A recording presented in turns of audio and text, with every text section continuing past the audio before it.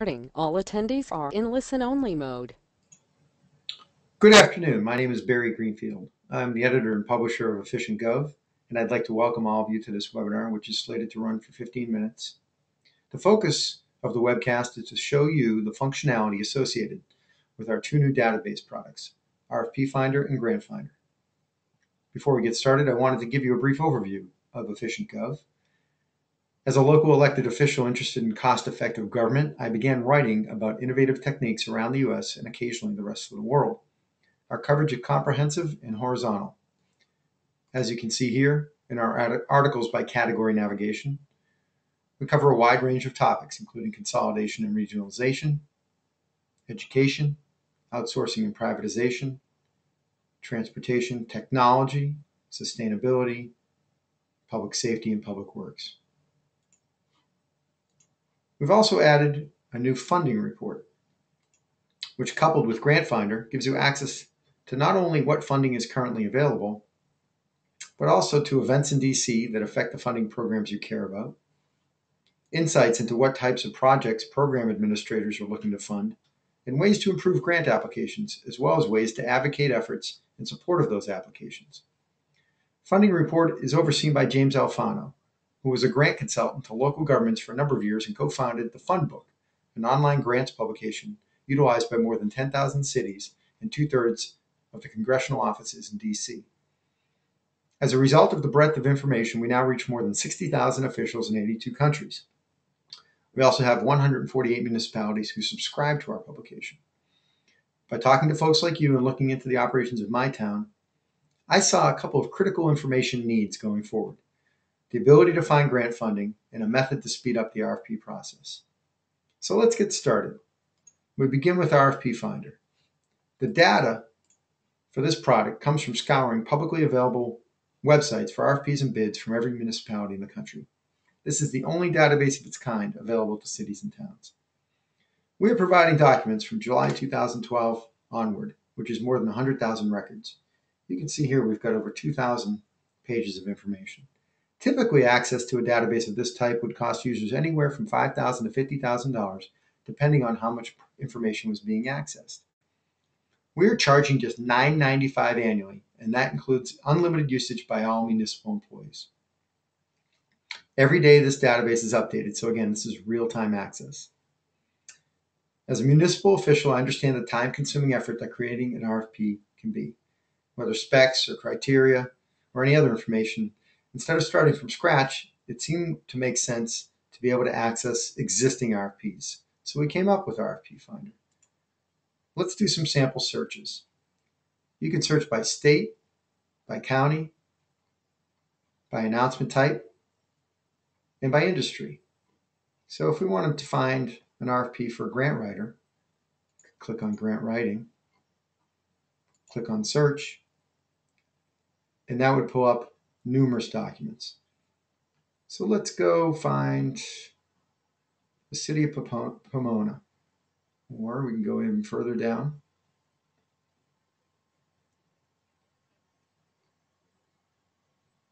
And we click on, they're trying to find some grants for homeless assistance programs.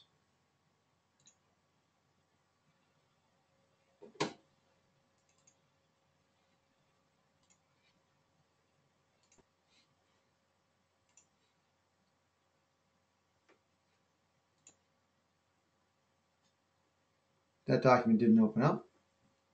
So we're going to go to provide grant writing services, Jefferson Parish, Louisiana. And we see the agency contact information. And here the document pops up. Let's shrink it a little so we can see it better. This is the public notice. So that's not the document we're looking for. Let's see. Jefferson Parish had other documents.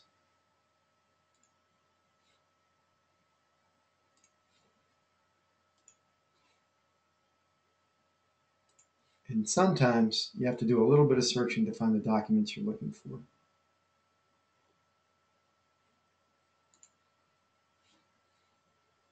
Let's see if we can find an actual RFP. So here is one for the city of Fort Bragg. 23 pages long. I'll shrink the size a little. Professional services agreement. Scope of work right here. Payment terms. Time of completion. Performance. Indemnity. Insurance. Workers' comp. Business license. So this is more of a professional services agreement. And here we get to the required contract provisions. Let's look for another document in here. So we're going to reset this. I'm going to look for an auditor. So type in auditing. Hit the search button. And now we have lots of options to choose from for professional auditing services. So let's choose the city of El Cajon. Let's see, the deadlines are still there. Submittal date is March 6th. The publication date was January 23rd. So we've got two documents to choose from. And let's shrink this. This is 88 pages long. This is the actual RFP itself.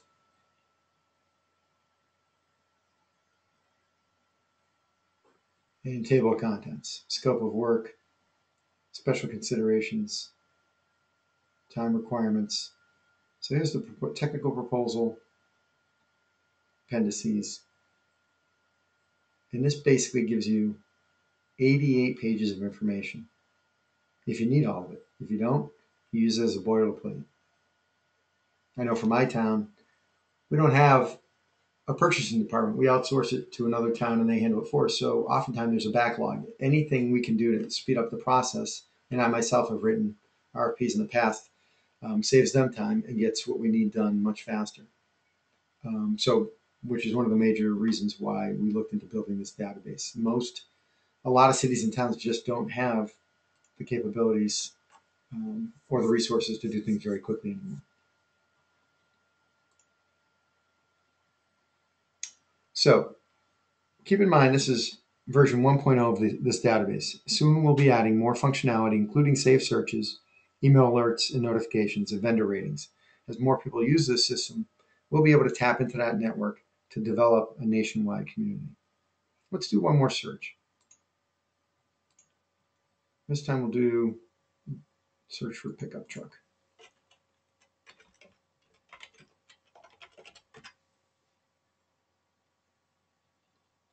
And looks like the city of Lake Charles has a lot of pickups it's looking for. We can just go straight to the document that pops up. And here we go. We've got 27 pages that we can scroll through. And we find the table of contents and we find specifications pages 12 through 16. So we can just go straight to page 12. And there we go. Rolling stock specifications continued. So again, the whole idea behind this is saving you from having to start from scratch. Okay, next on our tour is GrantFinder. We can go right up here, click on Search GrantFinder. The idea behind GrantFinder is to provide municipalities with as much information as possible about all of the potential grant opportunities available to you. The database we are using captures every federal, state, corporate, and private grant available. This is the most comprehensive grants database available to cities and towns. There are more than 2,500 grants currently listed. We update it daily with information on between 20 and 40 grant programs. And other databases of this depth can cost north of $5,000. But we provide you access to GrantFinder and RFP Finder and all of our articles and news for just $9.95 annually. And that's unlimited access for everybody who works in your town. And like RFP Finder, this product right here, GrantFinder, is version 1.0. Soon we'll be adding bells and whistles like saved searches. Let's do a couple of quick searches. So I know my town is looking for potentially protection against future storms as we're a coastal town. So I click on emergency preparedness and response, which tells me there's 60 grants. Now I can search by deadline. I can sort it by deadlines. I can sort it by the authority, or I can sort it by the title. what I'm going to do is I'm looking for Department of Homeland Security flood mitigation assistance. You can see right here, the window pops up. I've got IT classification, funder type, who the authority is, the summary of the program, eligibility details, deadline details, award details. This is just a ton of information. The actual name of the person who oversees this program, an email address, as well as a URL. We can also do a search by keyword for, how about if you want to search by state, New York. Very quickly, in less than a second, all the information pops up. We've got 2 pages of grants, 40 total grants available. How about I'm looking to put in some solar heat or energy for a new school or an existing school. The results page pops up.